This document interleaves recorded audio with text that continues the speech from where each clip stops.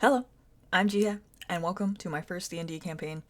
I started D&D as a player about 3 months before starting this campaign as the DM, so it gets better as it goes on, I promise. We started with The Most Potent Brew, which is a free D&D one-shot available online, and after that I planned sessions myself.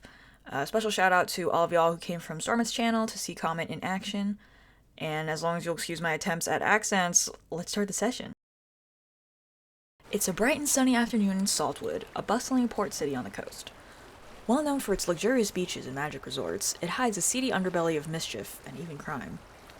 Each day, a high volume of travelers passes through the city, but they fit right in with a diverse local population, many of them former adventurers or their descendants.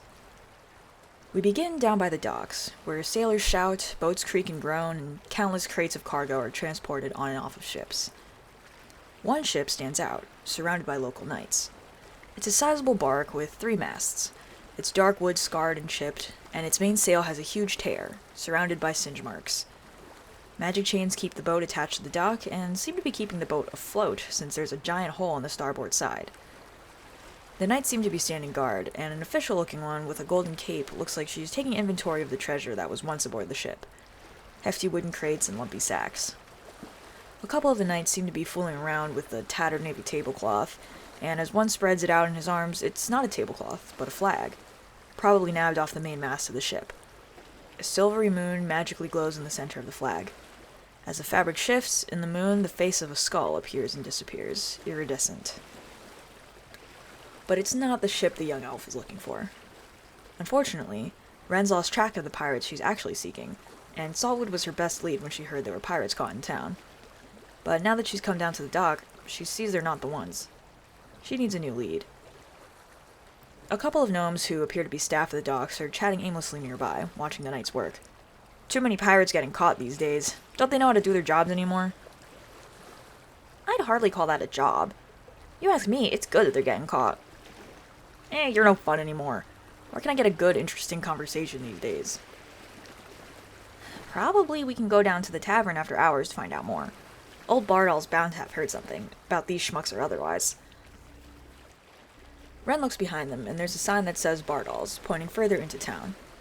She decides to go to the tavern to listen around for leads, and just check out the area. Not too far from the docks, there's Saltwood County Jail. The physical structure is mismatched and hastily constructed from different materials, but powerful magic runes prevent the prisoners from escaping. Inside, a guard steers a young half-elf by their shoulders, down the poorly lit hallway towards the outside. You got lucky, son. Everyone agreed you're just a silly musician, so you're free to go at least. I suggest you clean up your act and find a better crowd to run with. As Comet passes by some of the cells, he hears, "Psst! Hey! Comet!" It's a goblin that he recognizes from his crew. Everyone calls him Grubs. He doesn't talk much, but he always eats Comet's leftover fish bones and drums along to the music with his long, crooked fingers. Grubbs' clothes are in more tatters than usual, and they've taken his weapons, and he's got a black eye. Listen, kid, you've got to collect enough money to pay your bail. Get it? Get to the local tavern for some adventures. I'll pay you. Comet's a little unsure about that, but doesn't have much time to reply. Move along. The guard shoves Comet a little. We're counting on you, kid, Grubbs shouts. Comet asks the jail's warden, Larry Brightcastle, what the bail is looking like for the crewmates. The list is as follows, based on their position on the ship and also their previous crimes, if any. Grubbs, the quartermaster, will cost 25 gold. Burl, the carpenter, 30 gold.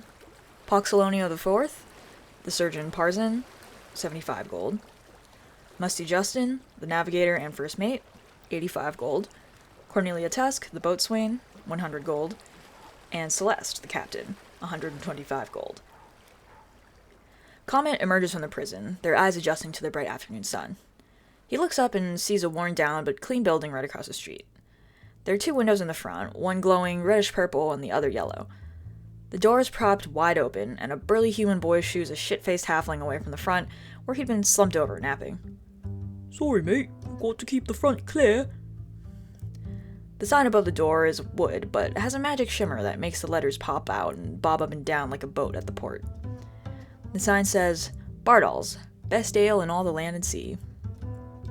Halfling having gone, the human boy places a smaller stand-up sign that says, "Today's special, Brian, Jomi, and Lizard."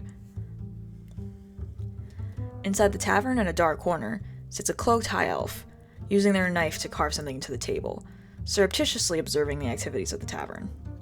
It's still early in the day, so the usual evening crowds of sailors and travelers looking for drink and inn haven't yet appeared. Instead, a few staff and regulars sit serenely around, enjoying the ambiance and hearty fare. Doubtless, by evening it'll be rowdy and lively in here. The air smells like beer and leather, but the salty smell of the nearby ocean is never fully masked. Locals say it adds flavor to the ale. The cloaked elf, Windbreaker, sneaks around the tavern and tries to pick everyone's pockets. They come away with some money and jewelry, including 2 copper pieces off of one of the waitstaff, presumably the boys' tips. Comet and Ren arrive. Ren takes a seat in the corner to observe the tavern activities and watches Windbreaker go around stealing, and Comet immediately tries to get hired as a live musician at the tavern. The old barkeep, a human named Bardol, is not particularly impressed with Comet's playing and denies him the job. Comet and Windbreaker order drinks and pay with Windbreaker's stolen money, though Comet is carrying the conversation since Windbreaker hardly speaks and mostly just nods, either too mysterious or too shy.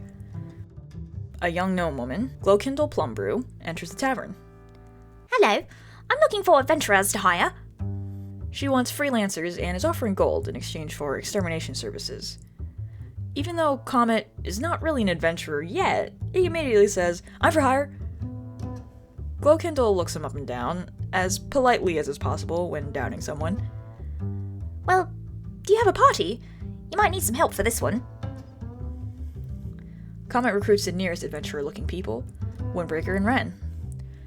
Windbreaker agrees because they think Comet is a potential friend after they've had one conversation, and Ren agrees because she's curious and down for an adventure. Glowkindle explains her problem. You see, I just took over the family brewery, and I bought a new building. The problem is, the realtor didn't mention the infestation of giant rats. The previous owners have skipped town, and the realtor's claiming not to know the problem, and that happened after I purchased the building. I need you 3 to go in and kill all the rats for me. She transports you to the building in her cart. You make some light conversation to get to know each other better. Windbreaker is vague about where they come from or what they're doing in Saltwood, but seems very shy, so Comet doesn't push it. Ren mentions that she's searching for some people, but not why or who. Comet strums a little song and teaches Windbreaker how to fist bump, and you arrive at the building. The building itself is a basic stone storehouse. Nothing seems out of the ordinary about it, but the problem is underground. The cellar is dark and musty and has a strange hum in the air, like a frequency even your keen ears can't hear. There's a faint sour odor in the air, and it's not just the fermentation. Glowkindle wishes you luck and says she'll wait for you outside. When you reach the storeroom, you are quickly accosted by 8 large, fat rats that smell like burning hair. It's time to put the new party to the test. Comet pushes over a half-full wine keg to roll over the rats.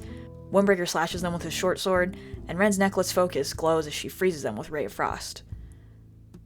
Comet also charms one of the rats to avoid violence and tells it to run away, so it does, and the party hears Glowkindle scream as it runs past her outside.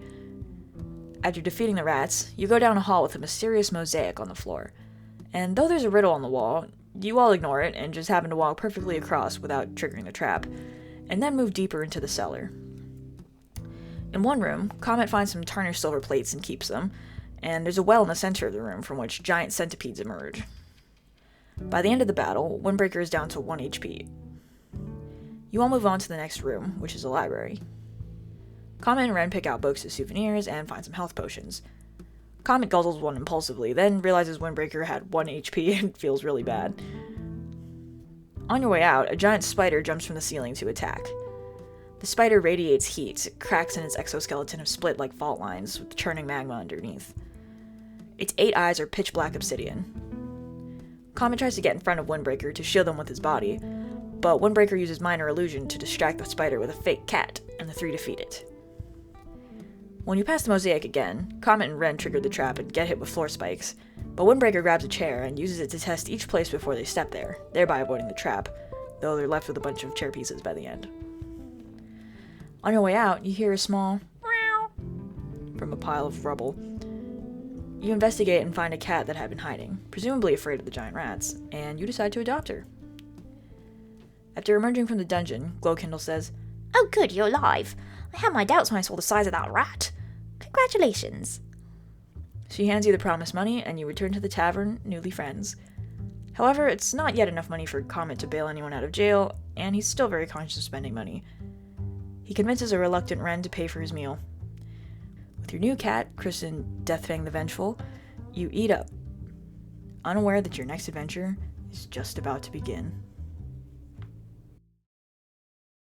Thank you all for watching. Leave a thumb up if you enjoyed, and subscribe to see more of the campaign. Check out my lovely player's social media as well, and I'll see you in the next one. Bye!